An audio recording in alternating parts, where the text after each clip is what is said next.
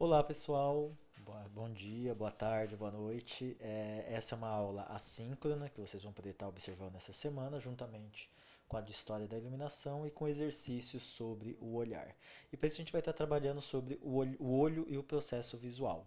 Né? Não dá para falar de conforto visual, conforto lumínico, iluminação, se a gente não pensar no nosso órgão do sentido mais importante para perceber esse espaço por meio da luz, que é o olho. Sem luz a gente não tem como observar nada, seja luz natural, seja luz artificial. Deixa eu só ligar o ponteiro, que eu sempre esqueço. Vamos lá. E se a gente vai começar a falar sobre isso, a gente pode ter uns primeiros questionamentos, umas primeiras inquietações. Né? Como a gente vê, como a gente percebe o mundo à nossa volta? Já pararam para pensar sobre isso? Provavelmente sim. A gente tem então órgãos do sentido e a gente tem a nossa cognição, que é o nosso cérebro, que é a nossa forma de perceber. Né? Os órgãos do sentido são responsáveis pela sensação. Né? O objeto, um objeto qualquer, um espaço, ele é sentido, ele é visto por meio dos órgãos dos sentidos, de todos os órgãos do sentido. Porém, ele é percebido, né, pela nossa cognição. O objeto é percebido e conhecido. Então a gente tem, por um lado, os inputs, que são todas essas informações que nos chegam por meio de todos os órgãos do sentido, seja do olfato, a visão, o paladar, a percepção sinestésica e tátil, a percepção espacial, tudo isso chega ao nosso cérebro, ele é processado dentro deste nosso órgão do sistema nervoso central, né? E para ir levando com que a gente perceba o espaço à nossa volta. A visão, então, é mais que um simples registro de um estímulo luminoso. Ela é um processo seletivo e criativo, onde os estímulos ambientais são organizados e fornecem sinais que têm significado a esse órgão que é o cérebro. Então está muito relacionado também à maneira da gente ver, de perceber, com aqueles filtros que a gente tem. Vocês vão perceber que provavelmente já devem ter percebido no quinto semestre que o olhar de vocês é diferente do olhar das pessoas ao redor de vocês que não são arquitetos, urbanistas, que não fazem arquitetura e urbanismo. Dá um exemplo. Se vocês entrarem num espaço, vocês vão perceber nuances desse espaço que as pessoas não percebem. Vão visitar a casa de uma tia, você vai perceber se ela mudou alguma coisa de móvel, de local, não sei o que. Outras pessoas vão perceber outras coisas. Eu brincava, como vocês já sabem, né? Antes de ser arquiteto, eu também era físico. Então a gente às vezes ia andar, eu e uma colega fazia caminhada no curso de fisioterapia, a gente estava andando no parque, a gente olhava as pessoas, nossa, olha a coluna daquela pessoa, escoliose, olha aquilo. Né? Se eu estivesse andando com uma colega, inclusive que eu tinha que fazia modas, provavelmente ia pensar, nossa, a roupa que aquela pessoa está vestindo, aquele calçado, né? Se eu, como hoje, como quando eu vou caminhar num parque, eu começo a perceber, olha aquele equipamento esportivo, olha como que foi pensado esse canteiro e essa projeção do espaço. Então, assim, a maneira como a gente percebe, por mais que o órgão que estava captando tudo isso é o mesmo, é o olho, no meu caso, por exemplo, o mesmo olho, quando eu era apenas fisioterapeuta, agora quando eu vou caminhar isso como um arquiteto urbanista, são diferentes. Então a visão ela é um órgão seletivo. Então, como a gente falou, o grande principal órgão é o sistema nervoso central como um todo, né? E ele é dividido, só para relembrar que vocês devem lembrar da biologia. Todo o sistema nervoso ele é dividido entre sistema nervoso central e sistema nervoso periférico. O sistema nervoso central se compõe pelo cérebro e pela medula espinhal, que fica dentro da coluna vertebral. E o sistema nervoso periférico por todos os nervos que saem desse sistema nervoso central, pelos gânglios e pelos órgãos de sentido. Então as informações são coletadas por esses órgãos. O tato, né, por receptores sinestésicos, o olfato por receptores do nervo olfativo que fica né, na fossa, né, crivoide aqui do cérebro, o paladar pelas papilas gustativas, a audição pela cóclea, pela fossa, pelo labirinto, por toda essa questão, né, perdão, labirinto não, pelos órgãos do sentido, exatamente do ouvido, a visão pelos olhos, e a gente tem algumas coisas mais, são receptores proprioceptivos que ficam dentro, né, do músculo, das articulações, ou mesmo como eu falei, do labirinto, que fazem também com que a gente perceba nossa posição no corpo, né, no espaço, a posição do nosso corpo no espaço. Então é importante a gente entender que isso é extremamente importante e que esses órgãos eles também funcionam pelo aprendizado, que é o que eu falei agora há pouco. O seu olhar, a sua percepção está relacionada com as vivências anteriores que cada um de vocês tem. E que o olho não está isolado. O olho, por meio do nervo óptico, vai até núcleos específicos do cérebro, especialmente no lobo occipital, que fica o centro da visão, para poder realmente decodificar as imagens que a nossa visão percebe mediante a luz. Né? O olho humano, então, esse grande órgão vai ser responsável, vai ser dividido, basicamente a gente pode perceber a pupila. Se a gente for olhar no olho das pessoas, a pupila é aquela parte preta central do olho, que é por onde a luz entra. Então ela pode se dilatar ou fechar como se fosse o obturador de uma câmera fotográfica. A córnea e o cristalíneo, né, que seriam essa lente, então é um tecido fibroso, meio aquoso, que filtra essa luz e faz com que a luz, por exemplo, se inverta. Então, muitas vezes pode estar aí o problema, né, de uma miopia, astigmatismo. Ela possibilita que a gente foque.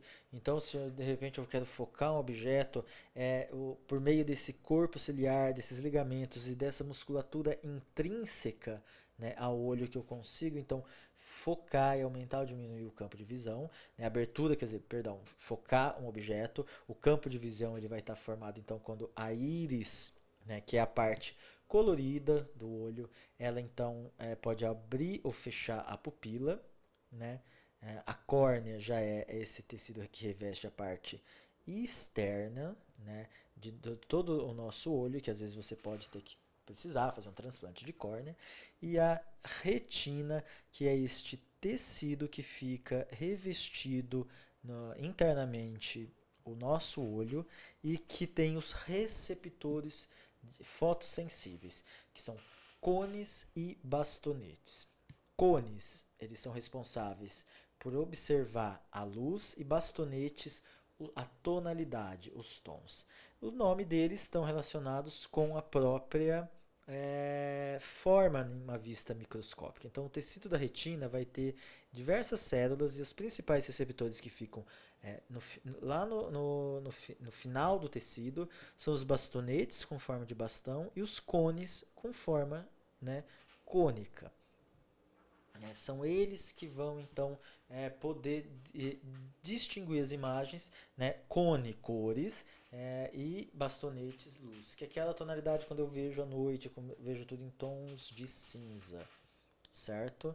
É importante a gente entender então que existe um ponto cego, né, que fica exatamente onde sai o nervo óptico, né, nessa fóvea aqui, que é exatamente onde não se produz, não existem células receptoras e não se produz imagens. Né? As imagens então são produzidas aqui, e essas via transmissores nervosos, via neurônios, transmissão elétrica, ela chega até o cérebro, onde essa imagem é decodificada e a gente percebe então o nosso mundo.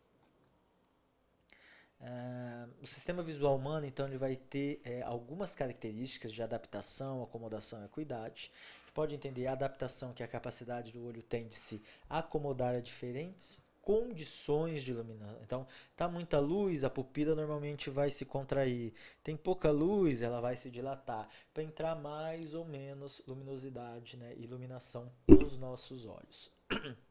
Essa é a adaptação. A acomodação é a capacidade que o olho tem de se ajustar a diferentes distâncias desse objeto. E aí são essa musculatura intrínseca que vai alongar ou achatar o cristalino. Né? trazendo mais nitidez. Se eu estou então olhando, lendo algo que está aqui próximo, ou uma placa de trânsito que está muito mais longe, né?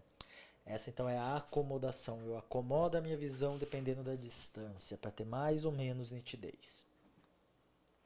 Uma terceira característica desse sistema visual é a acuidade visual, que é a capacidade que o olho tem de reconhecer separadamente e com nitidez objetos pequenos e próximos entre si. Por exemplo, para vocês lerem um texto, que são objetos pequenos e próximos, lerem a bula de um remédio, observar então detalhes. Aqui a gente vai ver algumas questões da acomodação. Então, se eu tenho um objeto muito próximo, né, eu preciso então de mais foco. Eu preciso, e se eu tenho um objeto muito longe, eu preciso então trabalhar com o meu alongar, né, o meu cristalino para que eu possa produzir, porque senão, olha, ó, um objeto longo cristalino, a imagem vai ser formada antes da retina e aí eu não consigo observar, ou após a retina, então a imagem não fica nítida. Eu preciso que essa imagem, né, se forme exatamente na retina, ou seja, as luzes que entram pela pupila, quando passam por esse cristalino, que nada mais é do que uma lente, elas devem se formar exatamente na retina. Então, com o cristalino, por exemplo, mais alargado, mais próximo, então esse ajuste é feito por essa musculatura intrínseca, né? Então, aí eu formo a imagem na retina. Aqui, por exemplo, se eu tivesse com o cristalino aberto, a imagem se formaria após a retina, ficaria borrada, né? É isso, aquela coisa que eu estou olhando algo próximo e o que está longe de repente está borrado. Eu olho algo longe e o que está próximo está mais também pouco nítido, né? Então, quando a gente pensa em olho e luz, a gente precisa de uma luz adequada, porque a luz que entra nos olhos e vão estimular esses receptores, né, que são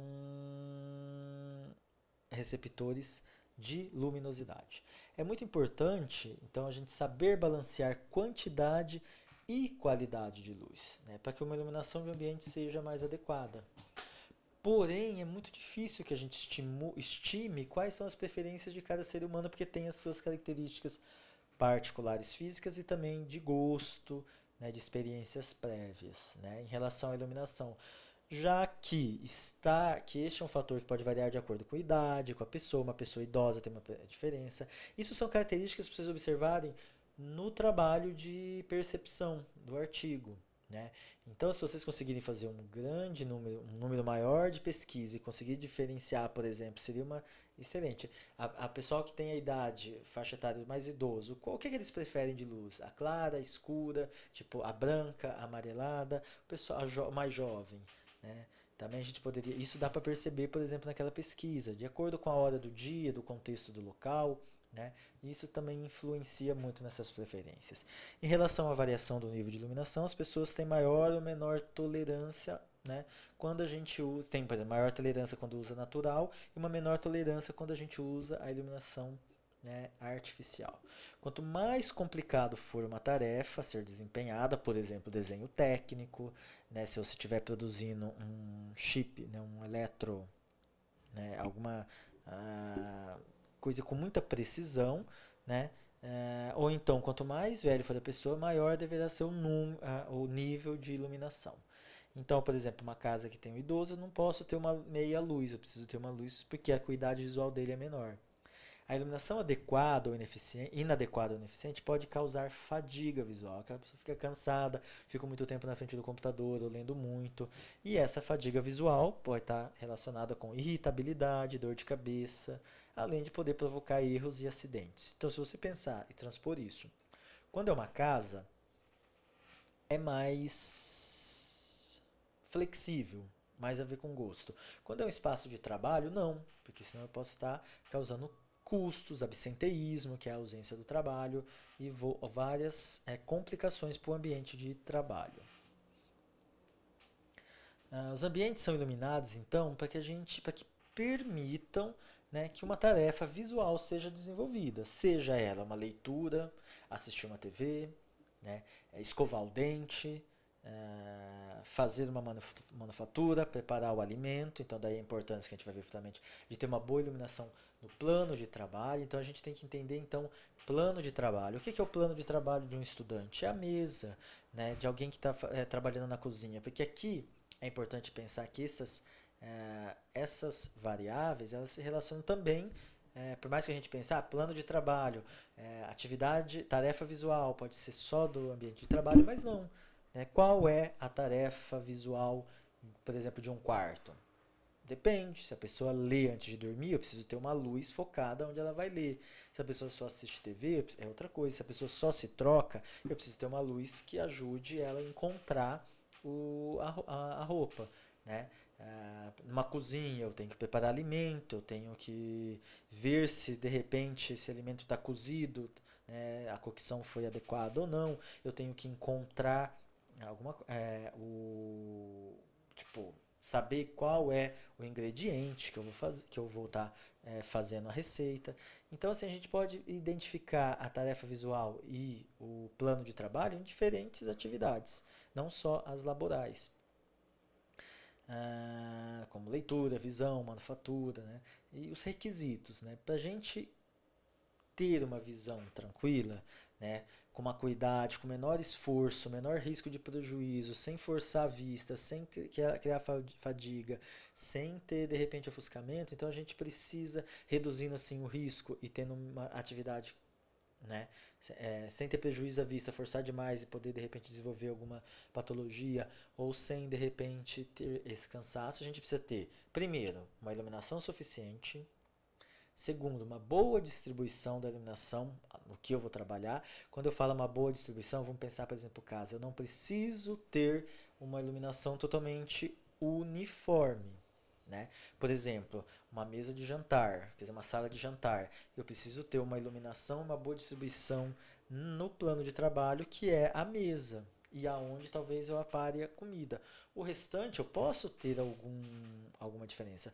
Vários restaurantes às vezes fazem isso, uma iluminação boa, aonde eu pego. Eu preciso olhar a cara do meu prato, ter um bom índice de reprodução de cor para ver se a comida está, né, boa. Mas eu não preciso ter ao redor uma luz tão intensa, né?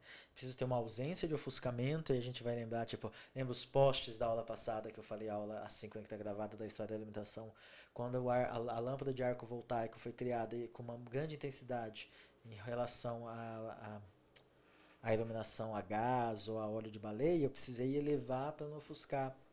Vocês já devem ter visto que aquelas luminárias, até com lâmpada fluorescente ou de LED, de clínicas, de espaços corporativos, elas têm aletas metálicas que exatamente para se eu olhar para cima, a fonte luminosa não estar diretamente ao meu olho. E aí a gente vai ver daqui a pouco tem dois tipos de ofuscamento, né? Aquele ofuscamento direto, que é quando eu olho a fonte luminosa, e o indireto, que ela se rebate no plano de trabalho e vem até os nossos olhos. Então eu tenho que evitar esse ofuscamento que atrapalha o conforto visual. Eu tenho que ter contrastes adequados, que é a proporção de luminância. Então eu tenho que ter luminâncias, que é a quantidade de luz no espaço de trabalho diferente na área de trabalho das outras, para melhorar esse contraste, mas também não pode ser exagerado a ponto de causar ofuscamento. E um bom padrão e direção de sombras. Né? Sombra sempre existe. Sombra às vezes precisa ser existir, que é o que vocês vão ver, por exemplo, no exercício do olhar. A sombra auxilia a perceber o espaço em sua tridimensionalidade, né? Então eu preciso também ter sombra, mas um bom controle. Eu não posso ter uma sombra sobre a área de trabalho, ou eu não posso ter uma luminária que está, por exemplo, atrás de mim, como aqui, por exemplo, a luz lateral, ou eu tenho só uma luz lateral e eu estou trabalhando no desenho, e aí eu faço sombra sobre o meu desenho, o meu trabalho, a minha coisa. Então, existe todas esses requisitos que devem estar relacionados para boa iluminação adequada quando a gente pensa em enxergar, né, nesse conforto visual. Existem diversas normas, aqui eu vou citar algumas que vocês podem estar buscando. A gente tem, né, normas, né, sobre iluminação e terminologia, normas próprias para iluminação natural, diversas partes, que é a 15215, de 2004. Temos uma norma, né, a gente tinha uma norma de 92 de iluminação de interiores, procedimento, que foi substituída em 2013 pela NBR 8995, que estipula iluminâncias requeridas para as diversas tarefas e atividades, para diferentes tipos de edificação. Às vezes não tão bem para edificação de residência, mas a gente pode comparar com algumas.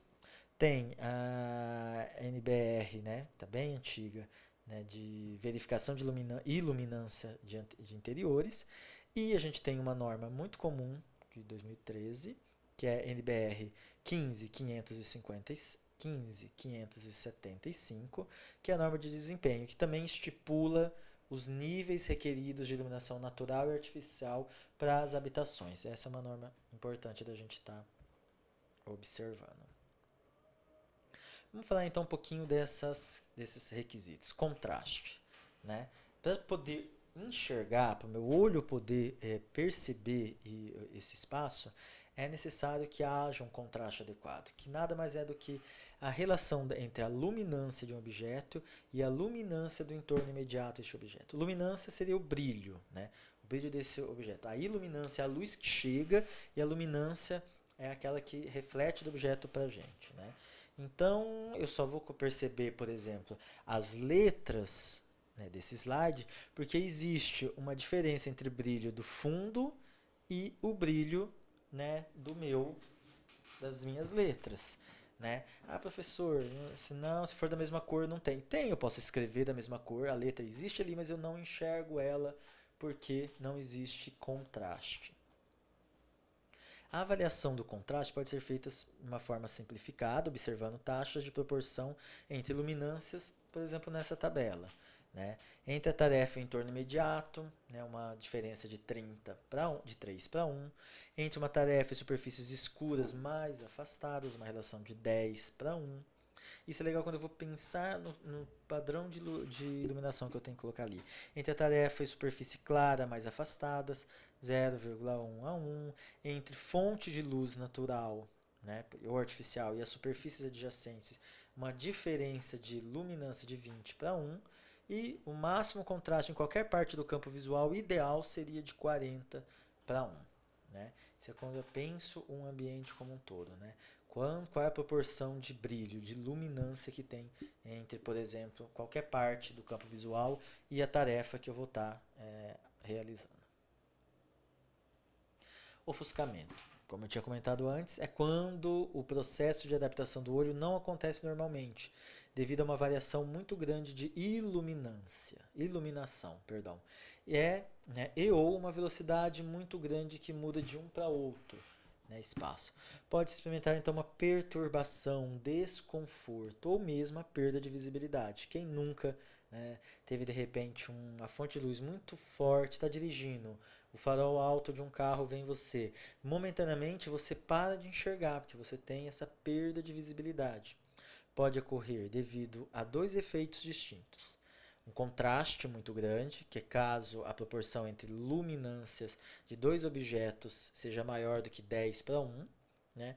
Ou a saturação, o olho é saturado com uma luz em excesso. Eu tenho, de repente, uma luminância maior do que 25.000 candelas por metro quadrado. Então tem uma luz muito grande, um show, alguma coisa assim, então eu me sinto ofuscamento, eu não consigo enxergar de forma adequada. A NBR 8995, né, de 2013, define então o ofuscamento como sendo uma sensação visual produzida por áreas brilhantes dentro do campo visual, que pode ser experimentada tanto como ofuscamento desconfortável quanto como ofuscamento inabilitador. Pode ser só um desconforto, como eu posso perder a visibilidade.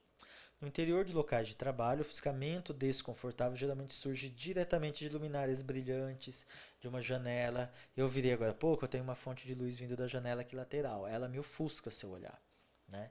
Porque eu não coloquei nada para filtrar essa luz. Agora, o ofuscamento inabilitador é mais comum numa iluminação exterior, como essa, quando o sol, porque ele tem uma intensidade luminosa muito grande. Se diferenciam então pelo grau de perturbação que elas vão provocar. Se é só um desconforto, essa luz não está muito boa, vou apagar, vou controlar, ou então Vou colocar um dimmer, que é legal, que às vezes eu posso, dependendo do horário do dia, precisar de mais luz. Agora essa quando o sol bate diretamente no olho, a gente fica sem enxergar momentaneamente. O ofuscamento pode ser evitado, por exemplo, pela proteção contra a visão direta de lâmpadas. Eu tenho uma lâmpada muito baixa, ponho a cúpula de um abajur, eu coloco uma cortina translúcida na janela, né? Então eu protejo que minha luz olhe aquelas aletas nas luminárias de que eu falei agora há pouco, por exemplo, da Americana ou de uma clínica. Ou então pelo escurecimento das janelas com esse anteparo, como, né, que a gente já comentou, ou sombreamento. Aqui uma imagem, né, do livro do Lambert, que fala como poderia ser o ofuscamento direto, que é aquele onde a fonte, né, ocorre quando o observador olha diretamente para uma fonte de luz. Pode ser uma luminária aqui do lado, pode ser a própria janela, ou olhar para o sol.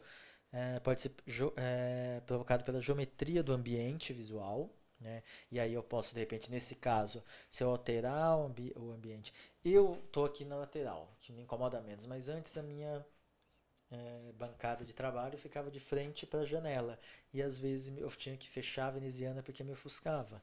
Né? Então, só alterar a geometria do ambiente eu já posso melhorar.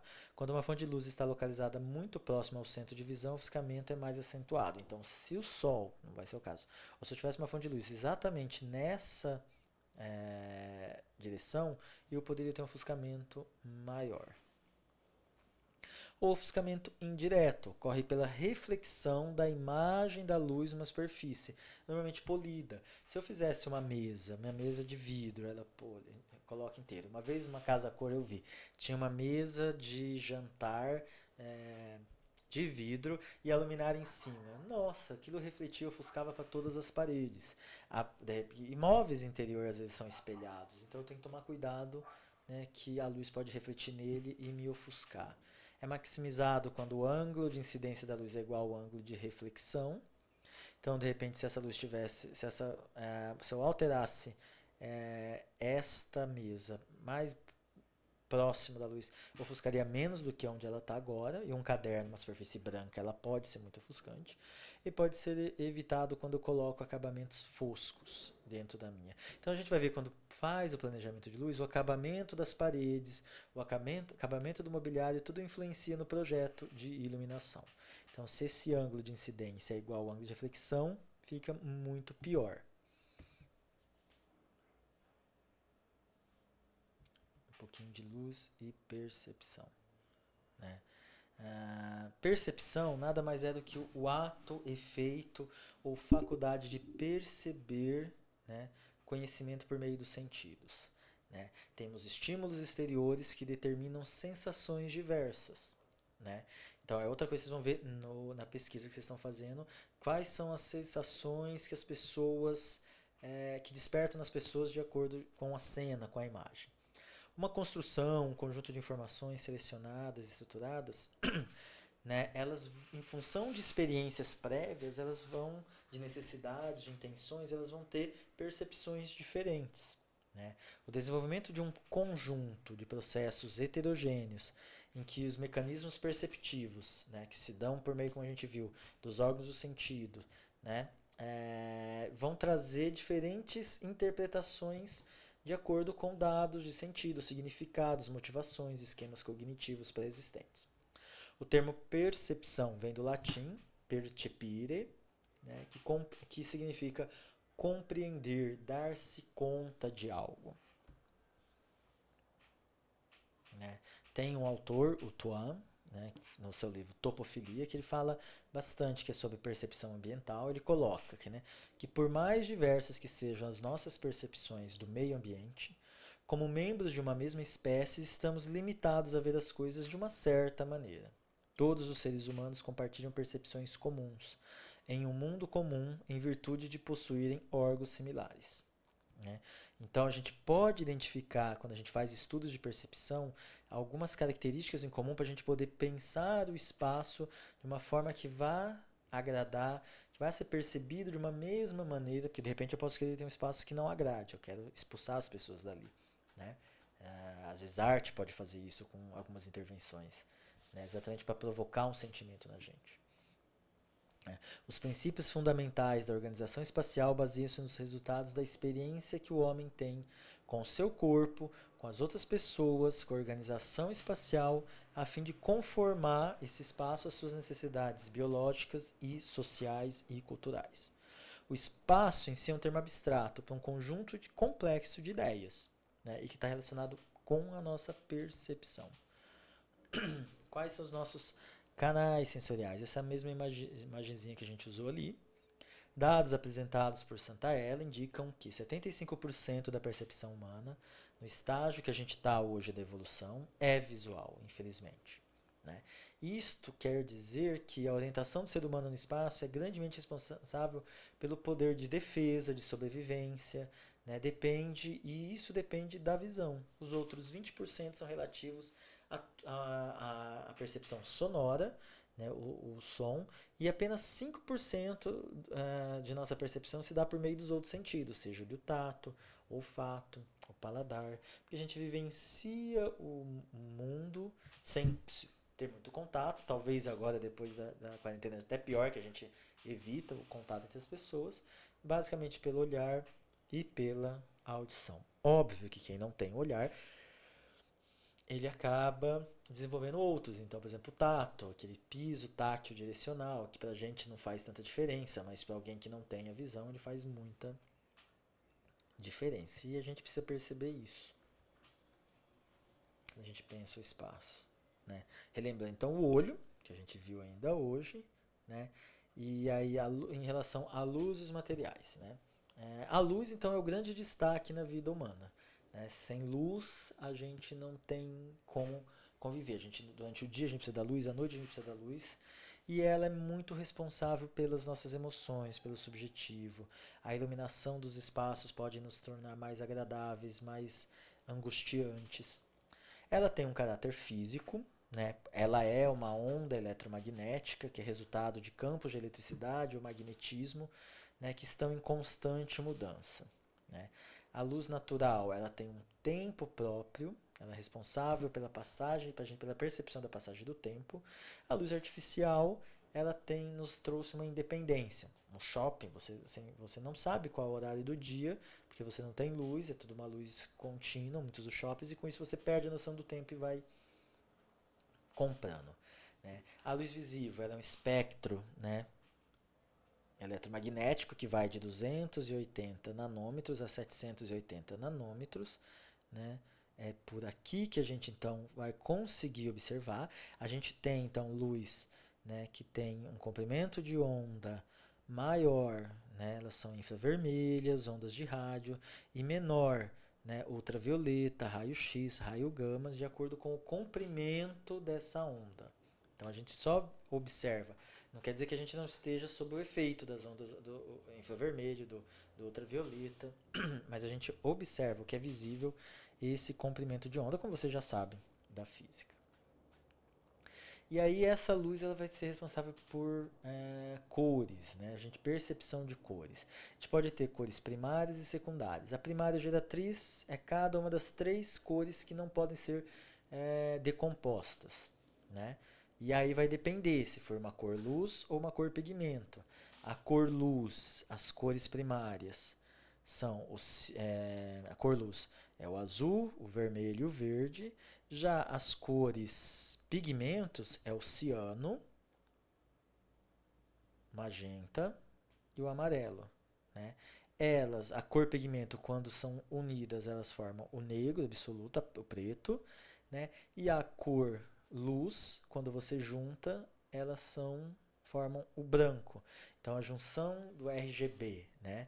Green, red e blue, né? Do LED ou de outras coisas, elas formam a luz branca, né? Porque a luz pigmento é diferente, a cor luz é diferente da cor pigmento. E a cor secundária é a união, né, de um equilíbrio óptico ou físico, óptico se for cor luz, físico se for cor pigmento, entre 2 cores primárias. Né? Se for cor luz vai ser o magenta, o ciano e o amarelo. E olha que interessante, né? A cor luz, quando a cor secundária luz é a mesma cor pigmento, certo? E aí a gente vai pensar, né, nas cores, na iluminação, na luz, com uma liberdade criativa, que é a utilização e combinação cromática, né, numa proposta estética e conceitual de uma fachada, por exemplo. Né? Observe, por exemplo, nesse caso, a iluminação exterior dessa fachada de um instituto de ensino na Índia e no interior como a luminosidade pode estar sendo trabalhada. E aí, todo um ampla gama de possibilidades, né, nos projetos. Algumas aparências de pigmentos que vão depender da natureza da luz que incide sobre ele. Né? E aí a gente pode ver luminosidade, que seria essa alvura, brancura da cor, ou a intensidade, né, que varia ou a intensidade da cor, varia do branco até o preto absoluto. Vocês vão trabalhar num dos exercícios de luz, a gente vai ver exatamente um pouco sobre essa luminosidade. Saturação é a quantidade de cinza que tem dentro de uma luz, ela pode ser então uma cor mais saturada, mais viva ou mais insaturada, menos saturada, né? Mais cinza. Então, por exemplo, o azul, né? Mais saturado, menos saturado. E a matiz, que determina exatamente a cor, né? O segundo seu comprimento de onda no espectrograma, né? Nós vamos ter azul, verde, vermelho, né? As diferentes cores. Então, isso é o matiz. Matiz é a cor propriamente dita, né? Saturação, então, a quantidade, né? Dentro de uma escala de cinza, né? Da mesma cor, né? Pode ser muito saturado, pouco saturado, né? Então, quando vocês fazem, vamos lá, no iPhone ou no Instagram, vocês vão colocar, tirar a saturação, você põe mais cor ou menos cor, mais cinza, menos cinza. E luminosidade é a quantidade né, ou a intensidade de luz, de branco. Então, quanto mais luminoso, mais próximo do branco do que, e quanto menos luminoso, mais próximo do preto. E aqui a gente encerra, antes de eu falar só um pouquinho do exercício, com uma reflexão, né? Nessas imagens, o que é que você sente quando você olha cada uma dessas imagens? Qual o sentimento que provoca em vocês? Medo? Esperança? Pavor? Liberdade? Sonho? A luz, então aqui imagens, né, de obras, né, obras visuais, sejam elas então teatro, sejam fotos, sejam então possibilidades onde a luz é trabalhada exatamente para despertar emoções. Então, como trabalhar a iluminação para despertar emoção? Bom, finalizando, vocês têm esse trabalho para entregar até o final da aula, né, dessa semana, que vão ser 3 desenhos, né? Construir uma escala de gradação de luz ou de luminosidade. Vocês vão fazer 5, eu botei, tem o roteiro, 5 quadradinhos e vão colocar um do branco absoluto até o preto absoluto, né? Com o grafite, vocês façam assim, né? O segundo, terceiro, quarto e quinto pinta do mesmo grafite, depois passa mais uma mão de grafite do terceiro, quarto e quinto, depois mais uma mão de grafite do quarto e quinto e depois mais uma mão no quinto, né? Então vocês vão ver que vai ficando a escala de luminosidade. Depois vocês vão construir um cubo, né? Acredito que 2 centímetros aqui de 5 por 5 centímetros. Tentar evitar desenhar as linhas. Vamos tentar trabalhar só com sombras, né? A luz incide, se tiverem um cubo e quiser colocar, ou vocês então com essa imagem vocês podem estar trabalhando como então a profundidade é dada por meio de luz e sombra, né? Seja sombra própria, meia sombra, uma sombra projetada sobre a superfície. E vocês vão escolher um espaço arquitetônico que tenha luz e sombra, pode ser artificial ou natural, e vão por meio de observação, que pode se fotografar esse espaço, de preferência que vocês encontrem esse espaço na casa, no espaço de vocês próximo de trabalho, e não uma imagem na internet, mas sim que vocês tirem a foto, possam desenhar sobre ela e tentem perceber aonde que está. Na verdade, é um exercício do olhar. Esse primeiro é para que vocês passem a partir de agora observar aonde forma a sombra, da onde vem a fonte de luz e consiga cada vez mais treinar o olhar de vocês. Certinho? Então, bom trabalho para vocês e a gente se vê na próxima semana. Obrigado.